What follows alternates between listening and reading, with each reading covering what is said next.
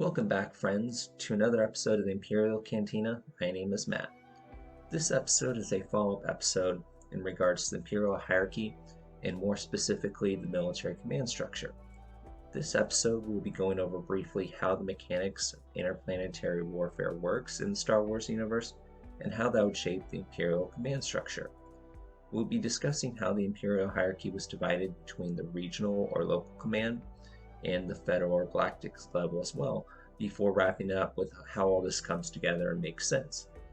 We will be saving for another episode going over all the different ranks of admiral and general, as well as all the different formations of naval, army, and stormtrooper units, so we don't make this episode ridiculously too long. So let's get this episode started as the cantina is open. Cheers. When you're talking about interplanetary warfare in Star Wars, and the future Imperial conflicts in particular, a good comparison how this works is to look at the Pacific theater of World War II. The reason for this is that space acts very much like water, with planets being tiny specks of islands in a vast near infinite ocean. Just like how not all islands are equal in terms of resources and population, this goes the same with planets, with some planets having more strategic importance than others. Now, for example, not every island is going to have a natural port or harbor where you can repair or build warships, just like how not every single planet has an extensive spaceport that can build and maintain a fleet of spaceships. We can look at islands similar to Honolulu, Midway, and other islands of strategic importance, similar to the mighty shipyard facilities of Kuwait, Corellia, and Mon Calamari that help maintain and supply armies and fleets in both conquest or peacetime service.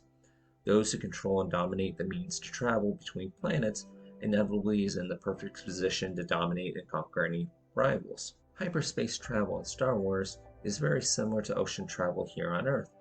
The vast majority of travel between planets took advantage of well-navigated hyperspace lanes, which are very much akin to how Earth's trade winds help create a natural flow of commerce and beings throughout the world, or in Star Wars, the galaxy. This is because super hyperspace routes like the Corellian and hiding ways are paths that help space travelers when navigating the relatively safer portions of the galaxy that are less populated with black holes, asteroids, and other shipping hazards. These hazards can cause delays in travel is because it forces ships to take smaller jumps in hyperspace in a more of a zigzag pattern to avoid them. With fewer hazards along the Corellian and hiding ways, however, it allows ships to take longer, straighter paths and thus spend longer periods of time in hyperspace itself, which reduces that travel time. Yes, in theory, you aren't restricted to the main hyperspace lanes, but at the same time, there's always going to be an economic factor when it comes to using ship fuel, even or maybe especially in wartime. Well-traveled space lanes are also going to be safer because if something does happen while you're out there in space, you're more likely to receive rescue assistance in a more timely manner. The fact that these space lanes also connect the vast majority of rich and populated planets, which the majority of those planets are going to have those shipyard planets, by the way, means that those who are able to dominate these lanes will allow you to move your forces more efficiently and effectively allow you to planet hop, where you choose where you fight your enemy, similar to how US forces invaded and took key islands like Guadalcanal, Iwo Jima, and Okinawa, while bypassing and isolating other Imperial Japanese strongholds like the islands of Rabaul, where Japanese forces began to wither and die due to lack of food and supplies being able to reach them. Now, planet hopping brings us to our final similarity to the Pacific theater of World War II analogy, that there's no definitive linear front. Ships can bypass planets to deliver forces to other planets where they begin D-Day style invasions, where they have to secure a landing zone or beachhead to eventually take over that planet and system in question. Commanders have the ability to send ships to act as raiding forces, where in the Pacific you had submarines attacking convoys deep within enemy territory. Commanders also had to reserve forces to protect their own supply lines from similar such attacks. This three-dimensional chess-style view of warfare was definitely in effect during the Clone Wars in the same format that the Empire would maintain while increase its military might.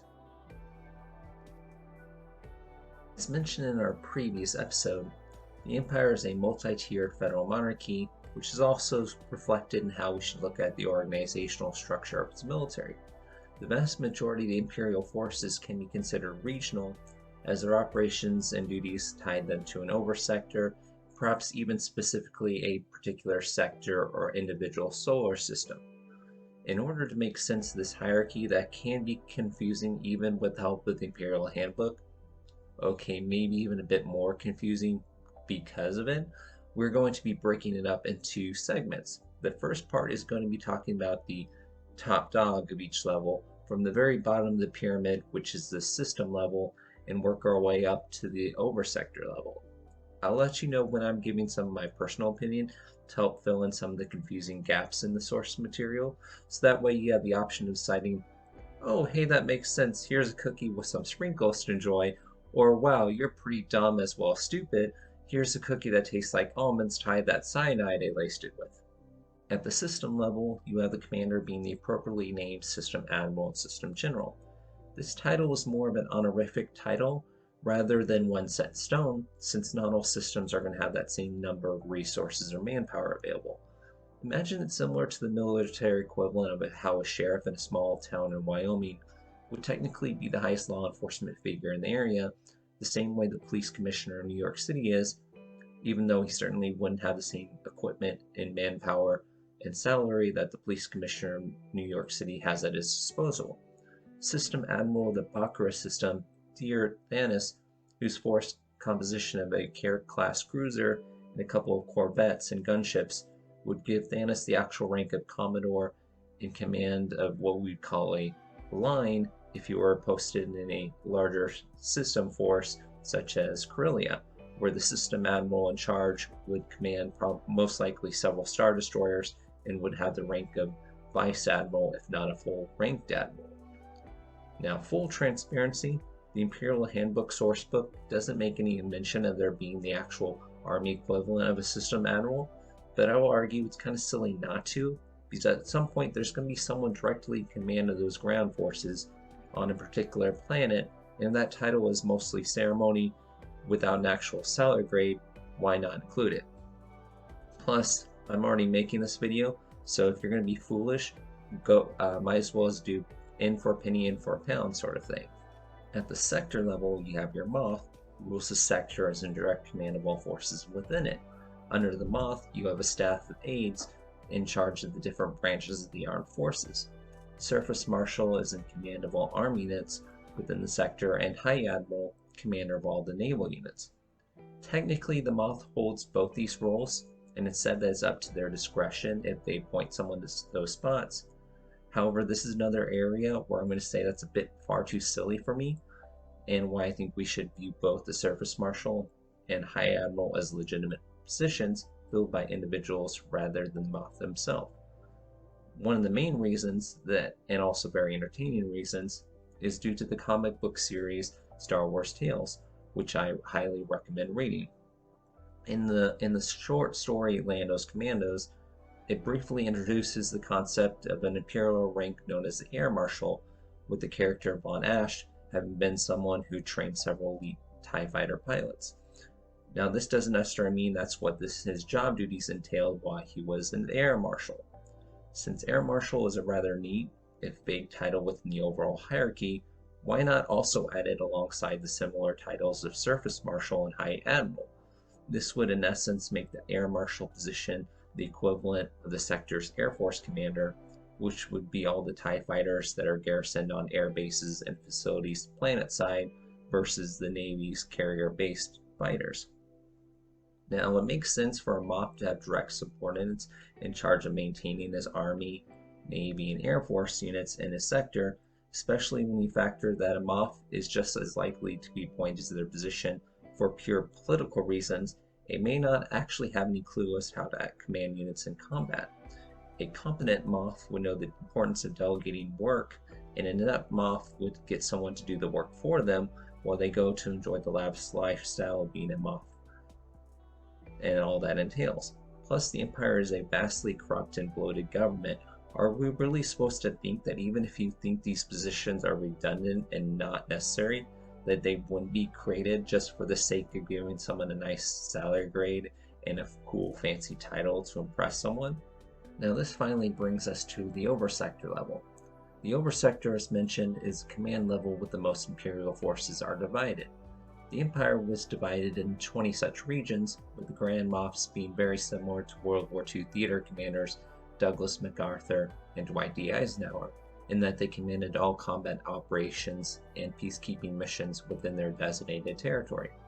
Each Oversector acted very similar to the Empire, on a much smaller scale, in that the majority of their forces would be attached to the commands of the Sector Moffs and star systems that we previously mentioned, while keeping a significant portion of its strength free to move around throughout the Oversector to any threatened area on a short notice to reinforce those local garrisons or to launch a counterattack against any enemy to reclaim lost territory. Now, the Office of Grand Moff organizationally isn't that much different from the Moth level, other than being a lot fancier and, dare I say it, grander? Okay, that terrible joke probably earned me a cyanide cookie for sure. Now, this would mean the Grand Moff has the same equivalent subordinate commanders, such as the High Admiral, Surface Marshal, and Air Marshal. Now, keep in mind, Grand Moff Tarkin did indeed have High General Conan Antonio Madi and Admiral Cassio Taggi essentially serving those same functions when he was in command of the Death Star. The fact that the Death Star was just one big giant moon-sized space station meant it wasn't necessary for there to be a separate air marshal for the Death Star itself, and so we shouldn't really take that as proof that Tarkin and other Grand Moffs never had someone with that ceremonial title serving under them. The majority of the Imperial forces would be, for the most part, tied to the specific areas or regions mentioned before. That didn't mean the Empire didn't hold forces back in case of an emergency. The Empire had what we'll call free-floating fleets and armies that are able to go from hotspot to hotspot throughout the galaxy, assisting local forces in limiting resistance to Imperial rule. The legendary Death Squadron is a famous example of a fleet of Star Destroyers that Darth Vader personally led from the Super Star Destroyer Executor in a campaign designed to eliminate the key figures of the Rebel Alliance. An entire 10% of the Imperial Navy was held as a reserve force in the Galactic Corps as a break-glass sort of emergency, if catastrophe were to struck the Empire on a galactic scale.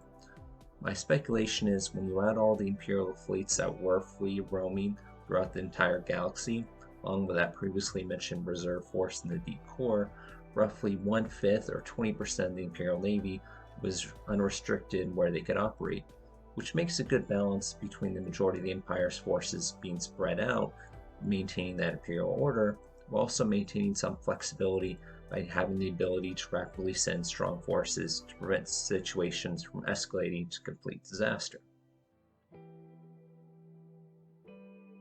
As we established with the Grand Moffs having almost complete control of the forces within their oversectors, this leaves us to the remaining question of what exactly made up Central Command and what exactly were its functions. The Imperial Central Command was essentially the Empire's Joint Chiefs of Staff, with its membership being the heads of the individual military branches, which were the Army, Navy, and Stormtrooper Corps. The role of Central Command was that of a support role to the field commanders, in that they were in charge of the recruiting, construction, and building of the appropriate military equipment for each particular branch, and seeing that it got distributed to where it was needed most in the galaxy. Now, Legends lore doesn't really provide much in the way of who actually filled these positions of Central Command, as they didn't have the flashy titles with Grand being in them. But in later episodes, we'll talk about how it's fairly safe to speculate that the head of Army Command around the 0 to 5 BBY era was General Palter Carvin. Now, in the year 2 BBY, Palpatine would create the rank of Grand Admiral and appoint 12 members to this position. As you can imagine, the Imperial Grand Admiral was at the very top of the Imperial hierarchy, similar to Grand Moff, and in some ways had greater authority.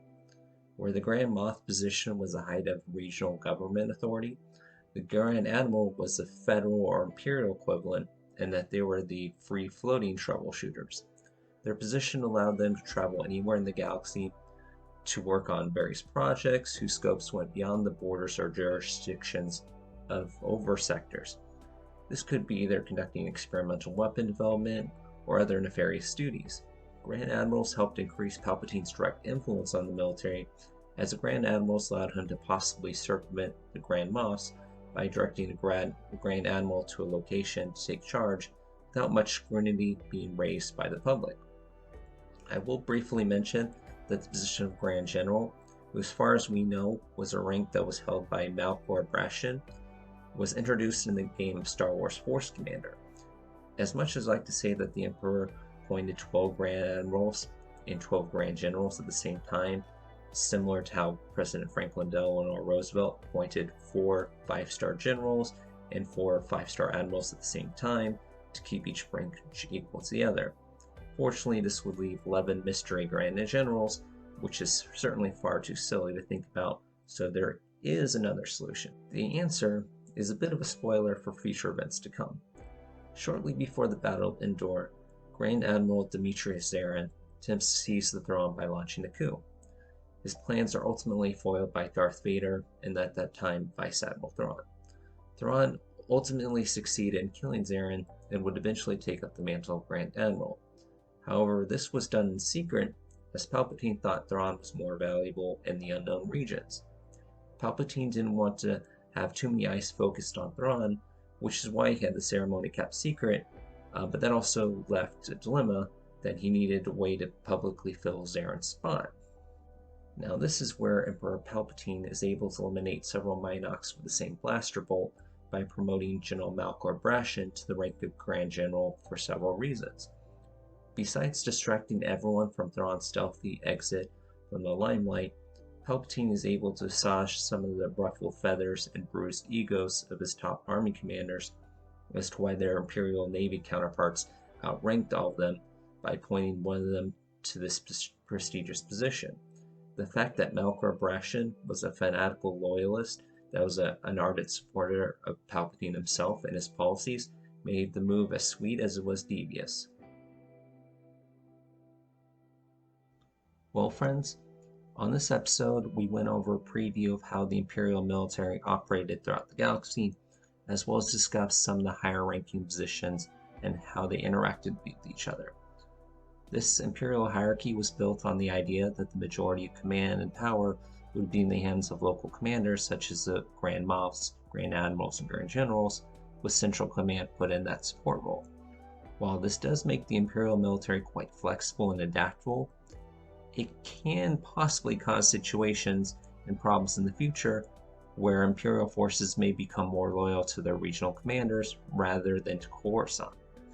This could especially be a situation where, let's say, there's a crisis that causes a power vacuum at the very top, could lead to future trouble, but we'll have to see that in future episodes. If you'd like to watch the first episode, the link's going to be below in the description. And if you'd like to see more of this content, please like and subscribe. To my fellow Star Wars fans, cheers. This is the Imperial Cantina.